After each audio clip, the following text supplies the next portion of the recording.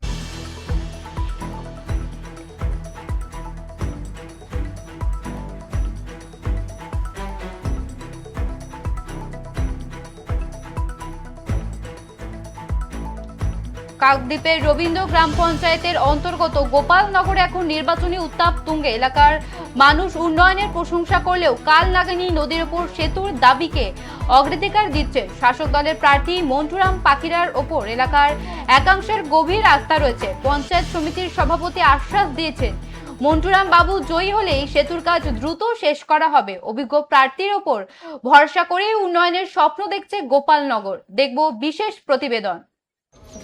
হাতে গোনা মাত্র আর কয়েকটা দিন বাকি। 29 তারিখ ভোট দক্ষিণ 24 পরগনার 31টি বিধানসভা এলাকায়। আমরা ইতিমধ্যে কাকদ্বীপ বিধানসভার রবীন্দ্র গ্রাম পঞ্চায়েতের গোপালনগর এলাকায় রয়েছে। আমার ভিডিও জার্নালিস্টকে বলবো একবার দেখাবার জন্য। দোকান ভোট বড় বাড়ায়, কিন্তু এলাকার মানুষ ভোট নিয়ে তাদের এত মাথা ব্যথা নেয়। স্ত্রী থেকে পুরুষ সবাই কিন্তু দোকানে তারা ভিড় করেছে, কিন্তু প্রত্যেকে চাইছে যে 29 তারিখ যে ইলেকশন আসছে, ইলেকশনে তারা ভোট দেবে, কিন্তু তারা কোথায় ভোট দেবে তাদের সঙ্গে আমি কথা বলে জানার চেষ্টা করব। এখানে যারা রয়েছেন তাদের সঙ্গে কথা বলে জানবো 29 তারিখে যে ভোট নিয়ে কি চিন্তা ভাবনা করছেন। কি নাম আপনার? আবুল বাসাদ মোল্লা। ভোট নিয়ে কোনো ভাবছেন না? দোকানে বসে আমি কোনো ভাবছি না। ভোটে আমরা প্রচুর ভাবছি যে ভোট হবে, জিতবে মন্টুরাম পাখিরা। 1 থেকে 1.5 লাখ ভোটে জিতবে। উনি 4বারের বিধায়ক, আরও 1বার হবে, 5বারের বিধায়ক হবে।